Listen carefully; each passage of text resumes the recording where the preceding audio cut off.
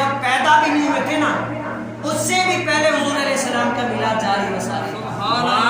اب جو میں یہ واقعہ آپ کو نقل کر کے بتاؤں گا، یہ کسی اور دلیل کی حاجت نہیں ہے۔ اس واقعے کو ہمارے مفتی اعظم مفتی عبدالرحیم سکندری رحمۃ اللہ تعالی علیہ نے بھی بیان کیا ہے، اور ہمارے لیے اس سے بڑھ کر کوئی اور دلیل نہیں ہونی چاہیے کہ کس نے کیا۔ ہمارے مفتی اعظم جن کی وجہ سے آج بھی جو ایمان کے ڈاکو ہیں نا، آپ سمجھ رہے، وہ تھر تھراتے نام لیتے ہوئے، اس مفتی صاحب نے بھی اس واقعے کو نقل کیا۔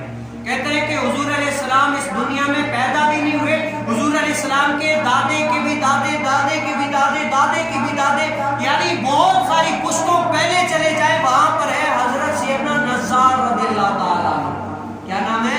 حضرت سیدنا نزار رضی اللہ تعالیٰ عنہ، حضور علیہ السلام کے دادوں دادوں دادوں کے بھی دادے، حضرت سیدنا نزار رضی اللہ تعالیٰ عنہ۔ کیا ہوا؟ ایک دن پورے عرب کی دعوت کی کہ اے عرب والو آؤ، حضرت سیدنا نزار رضی اللہ تعالیٰ عنہ کی دعوت کھاؤ۔ اور حضرت سیدنا نزار رضی اللہ تعالیٰ عنہ نے 200 اونٹ ذبح کیے، 200 اونٹ۔ آپ دیکھتے ہیں اگر ایک آدمی ایک اونٹ ذبح کرے نا تو بڑی بات ہے، 200 اونٹ اپنی حیثیت رکھ رہے، کتنا گوشت ہوگا، کتنے لوگ آئے ہوں گے، پورا عرب آیا، 200 اونٹ ذبح کیے تو لوگ حیران ہو گئے۔ اے نزار بتاؤ کہ ایسی کون سی خوشی کی بات ہے، ایسا کیا ہے جو تم اتنی 200 اونٹ ذبح کر کے خوشیاں کر رہے ہو؟ تو حضرت سیدنا نزار رضی اللہ تعالیٰ عنہ کہتے ہیں کہ اے عرب والو، کھا کے جانا نہیں، میں تمہیں اس چوٹی پر چڑھ کے بتاؤں گا کہ آخر وہ ماجرا کیا ہے۔ میں تمہیں چوٹی پر چڑھ کے بتاؤں گا ماجرا کیا ہے، میں نے 200 اونٹ ذبح کیے۔ تو جب کھانے سے فارغ ہو گئے، سارے دونوں انتظار کر رہے ہیں کہ بتائیں تجھے آخر وجہ کیا ہے۔ تو حضرت سیدنا نزار رضی اللہ تعالیٰ عنہ جبل کی چوٹی پر چڑھ کر کہتے ہیں کہ آپ لوگوں کو پتہ ہے کہ میں کعبۃ اللہ کا متولی ہوں۔ کون ہوں میں کعبۃ اللہ کا متولی ہوں۔ کل جب میں کعبے کا طواف کر رہا تھا، لبیک اللہم لبیک لا شریک لک لبیک کی صدائیں آ رہی تھی۔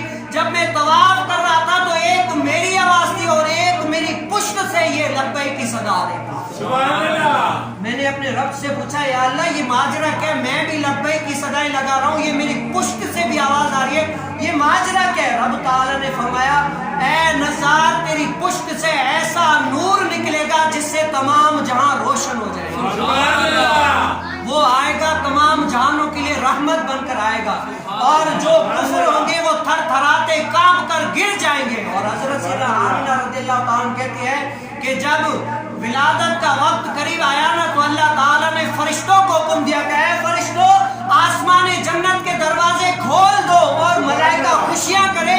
اور اس دن یہ جو سورج روشن ہے اس کو نور عظیم دیا گیا۔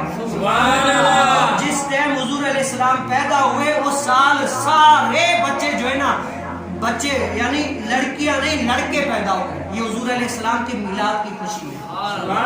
کہنا سرکار کی آمد، سردار کی آمد، آقا کی آمد، آقا ابطار کی آمد۔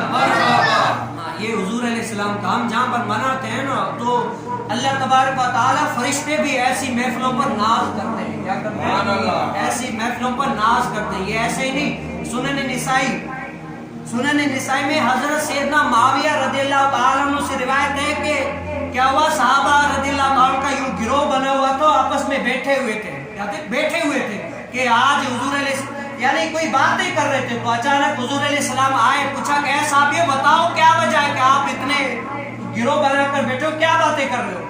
تو صحابہ کرام رضی اللہ تعالیٰ خوشی سے کہتے ہیں کہ یا رسول اللہ، ہم جو ہے نا اس پر اللہ کا شکر ادا کر رہے ہیں کہ ہمیں دین اسلام ملا اور آپ جیسے خاتم النبیین ملے۔